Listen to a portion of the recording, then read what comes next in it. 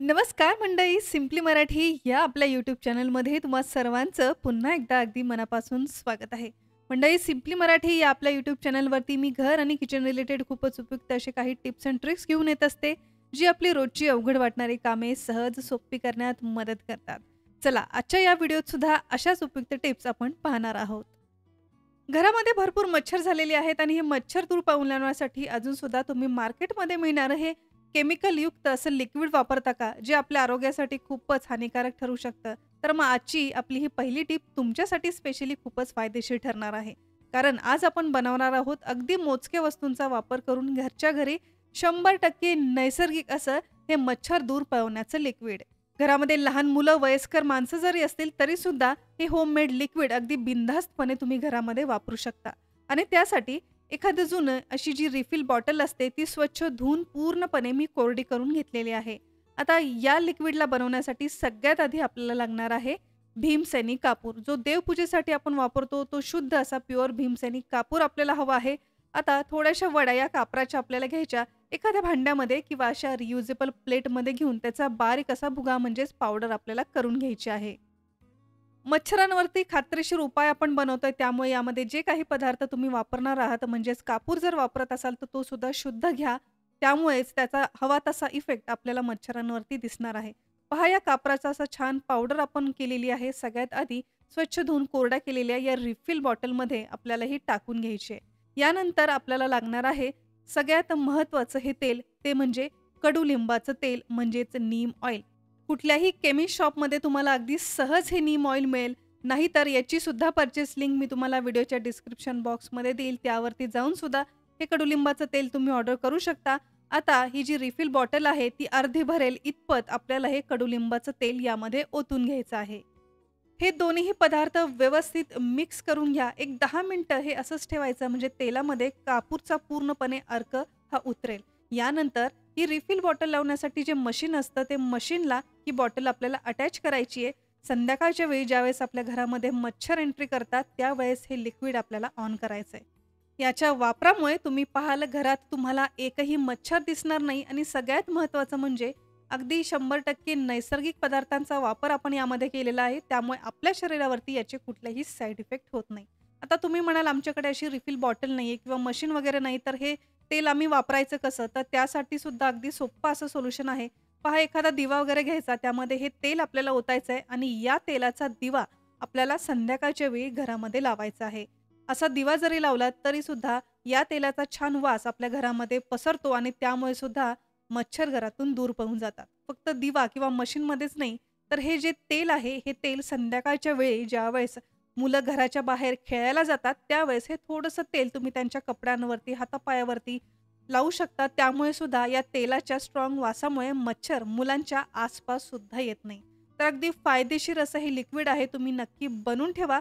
एकदाच बनवून अगदी महिनाभर सुद्धा तुम्ही हे वापरू शकता.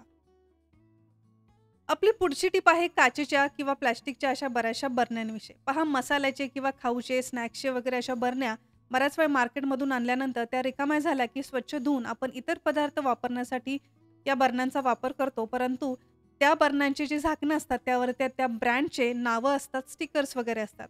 आता अशा या ज्या बरण्या आपण वापरायला घेतल्या तर त्या काही एकसारख्या दिसत नाही, कारण त्यांच्या झाकणावरती ब्रँडचे नावं असल्यामुळे किचनमध्ये वापरायला सुद्धा थोडंसं ते दिसायलाही चांगलं दिसत नाही. मग अशा वेळेस आपण काय करायचं, तर त्या बरण्या किंवा त्याची झाकणं एकसारखी दिसावी यासाठी स्प्रे पेंट मार्केटमध्ये मिळतो. तो पेंट तुम्ही घेऊ शकता. मग इथे सिल्वर असेल, गोल्डन असेल, जो तुम्हाला आवडेल तो स्प्रे पेंट घ्यायचा आणि या बॉटलची जेवढी काही झाकणं आहेत त्या झाकणांवरती असा गोल्डन किंवा सिल्वर कलरचा स्प्रे त्यावरती करायचा आहे.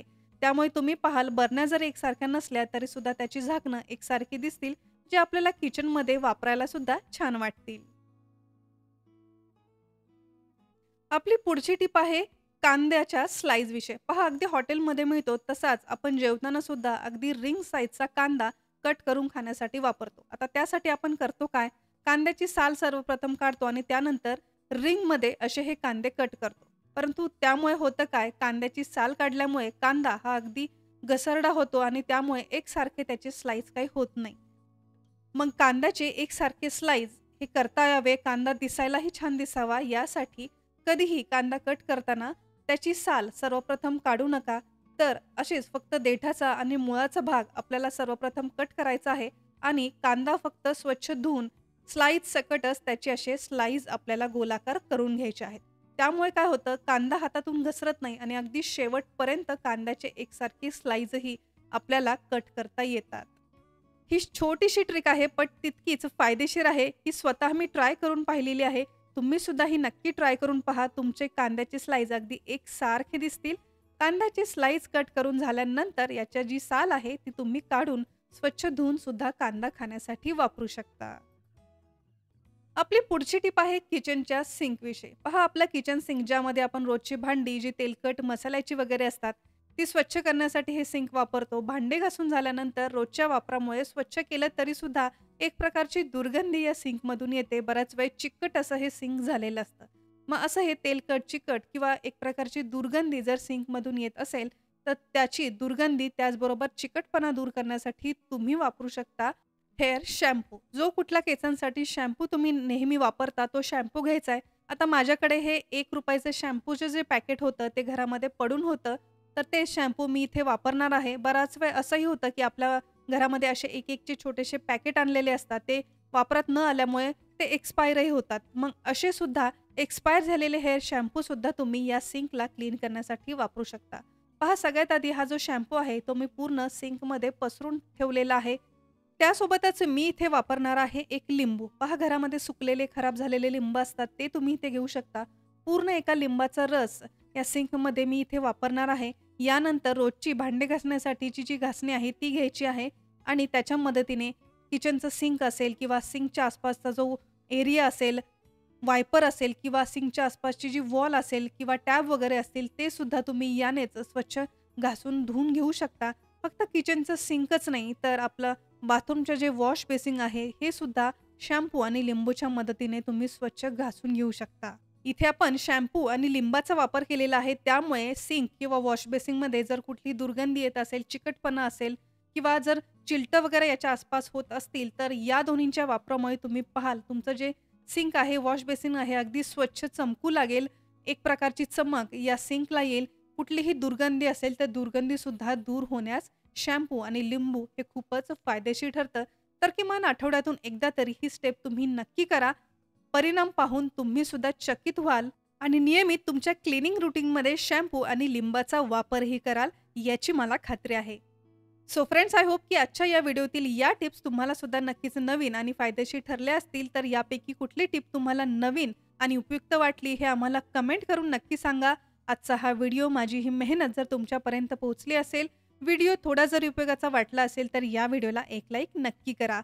आणि अजून जर तुम्ही सिम्पली मराठी आपल्या यूट्यूब चॅनलला सबस्क्राईब केलं नसेल तर वाट कसली पाहताय, लगेच सबस्क्राईब करा.